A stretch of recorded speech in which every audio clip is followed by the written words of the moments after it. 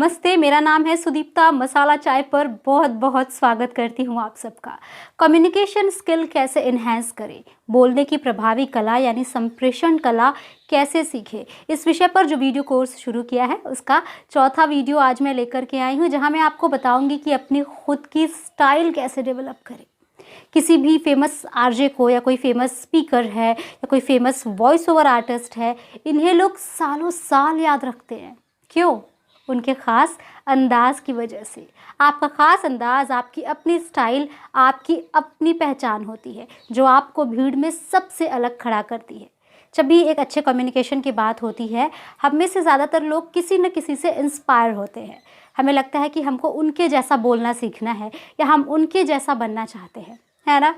तो किसी से इंस्पायर होना बहुत अच्छी बात है, इट्स परफेक्टली फाइन। लेकिन जब हम किसी से इंस्पायर होते होते उसकी आवाज़, उसकी वॉइस क्वालिटी, उसका एक्सेंट, उसके तौर तरीक़ों को हूबहू नकल उतारने लगते हैं, तब उसे किसी के स्टाइल की कॉपी करना कहा जाता है। ये बिल्कुल भी अच्छा आइडिया नहीं है और ये आपको बिल्कुल नहीं करना है।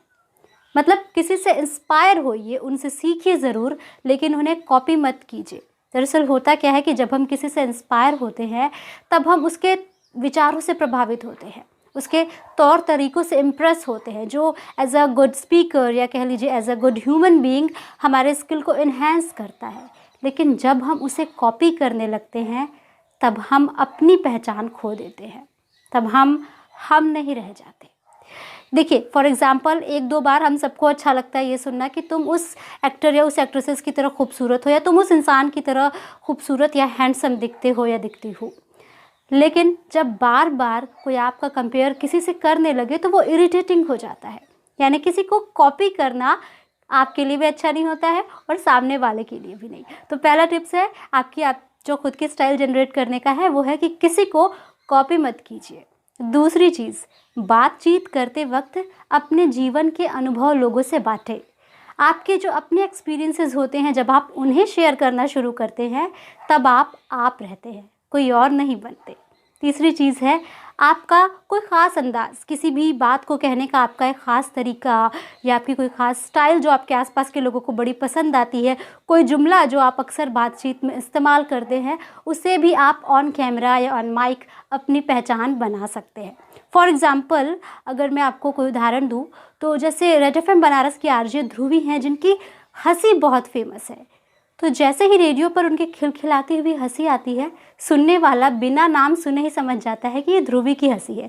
या फिर रेड एफएम के ही आरजे रौनक, जो बउआ नाम से एक कैरेक्टर प्ले करते हैं, वो जैसे ही अपने ख़ास अंदाज में नमस्ते अंकल बोलते हैं, सुनने वाला समझ जाता है कि आरजे रौनक की आवाज़ है, बउआ की आवाज़ है। तो उन्होंने अपने इस ख़ास अंदाज को अपनी स्टाइल बनाया, इस स्टाइल को उन्होंने ऑन कैमरा एक पर्सोना दिया।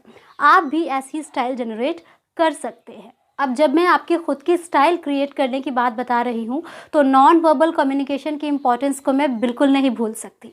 नॉन वर्बल कम्युनिकेशन क्या है? अपने आवाज़ के अलावा, बोलने के अलावा, आप अपने हाव भाव से, अपने हाथों के मूवमेंट से, अपने पोस्चर से जो प्रभाव पैदा करते हैं, वही नॉन वर्बल कम्युनिकेशन कहलाता है। स्टाइल को एक बार किनारे रख दे तो भी non verbal communication skill enhance करने में बहुत महत्वपूर्ण भूमिका है। अब अपनी नॉन वर्बल कम्युनिकेशन कैसे अच्छी करें? तो इसके लिए सबसे पहला ध्यान आपको रखना है आई कांटेक्ट, आँखों से संपर्क। जब आप किसी से बात कर रहे हो तो उसकी आँखों में आंखें डालकर बात कीजिए, चाहे आप स्टेज पर हो या ऑन कैमरा हो। आपको ध्यान देना है कि आपकी नज़रें लोगों की नज़रों से मिली रहें। जैसे कैमरे के सामने ध्यान देना है कि कैमरा किधर है, ना कि इधर उधर आपका ध्यान भटकना चाहिए। इसके अलावा जो दूसरी चीज़ आती है वो होती है हमारे हाथों के जो मूवमेंट्स होते हैं और साथ ही हमारे चेहरे का एक्सप्रेशन। बातचीत करते वक्त आप बीच बीच में अपने हाथों के मूवमेंट से अपनी बात समझाने की कोशिश करें। इससे आपका कम्युनिकेशन लाइवली साउंड करता है। इसके अलावा अगर आपका चेहरा बिल्कुल भाव विहीन होगा, उस पर किसी तरह के एक्सप्रेशन नहीं आएंगे, जैसे अगर मैं आपसे ऐसे बात करूं कि कम्युनिकेशन स्किल का ये कोर्स आपकी बातचीत की कला को निखारने में मदद करेगा, तो मेरी बातें बिल्कुल बोरिंग हो जाएंगी, है ना? तो बातचीत करते वक्त आपको कोशिश करनी है कि जहाँ अच्छी बात आ रही है वहाँ चेहरे का वैसा एक्सप्रेशन हो, जहाँ कोई बुरी बात हो तो उस तरह का एक्सप्रेशन हो। सिर्फ ऑन कैमरा या स्टेज पर ही नहीं, बल्कि जब आपके हाथ में सिर्फ माइक हो, चाहे आप रेडियो में भी क्यों ना बोल रहे हो या फिर पॉडकास्ट रिकॉर्ड कर रहे हो, आपके चेहरे के एक्सप्रेशन आपकी बात के अकॉर्डिंग होने चाहिए।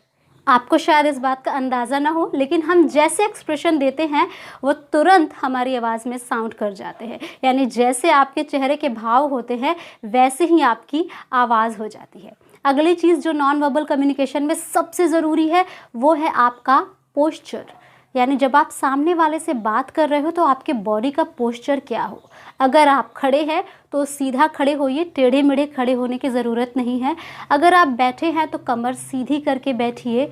सोफ़े पर बैठे हैं तो आपको सोफ़े पर ऐसे धंस के नहीं बैठना है, आराम से नॉर्मली कमर सीधी करके सामने की ओर बैठना है। बैठते समय पैरों को बहुत ज़्यादा फैलाकर या बहुत ज़्यादा सिकोड़ कर नहीं रखना है। और हाँ, हाथ को सामने ऐसे बांध कर खड़े होना एक अच्छा पोस्चर नहीं माना जाता है। अगर आप अपने पोस्चर का ध्यान रखेंगे तो इससे पता चलता है कि आप सामने वाले को कितनी इम्पोर्टेंस दे रहे हैं, आप उसकी प्रतिक्रियाओं को लेकर कितने कंसर्न हैं, कितने सक्रिय हैं, आप ऊर्जा से कितने भरे हुए हैं। And last but not the least, smile, ये नहीं भूलना है। एक स्माइल अपने चेहरे पर बनाए रखिए और बड़ी आसानी से लोगों का दिल जीत लीजिए।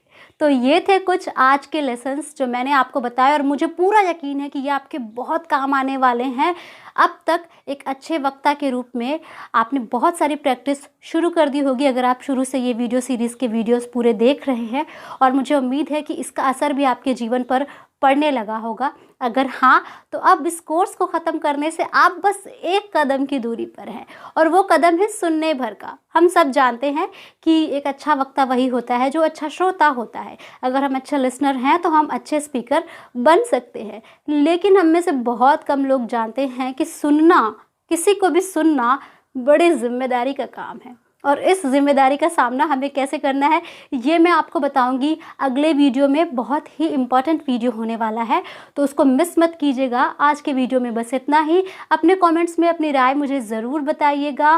वीडियो को दोस्तों के साथ शेयर कीजिएगा। चैनल अभी तक सब्सक्राइब नहीं किया है रेड बटन पर क्लिक करके तो कर लीजिए। लाइक करना मत भूलिएगा। अभी के लिए मैं चलती हूँ। अपना ढेर सारा ख्याल रखिए, किताबें पढ़ती रहिए और एक अच्छे स्पीकर बनने की प्रैक्टिस शुरू रखिए। Ta ta, bye bye.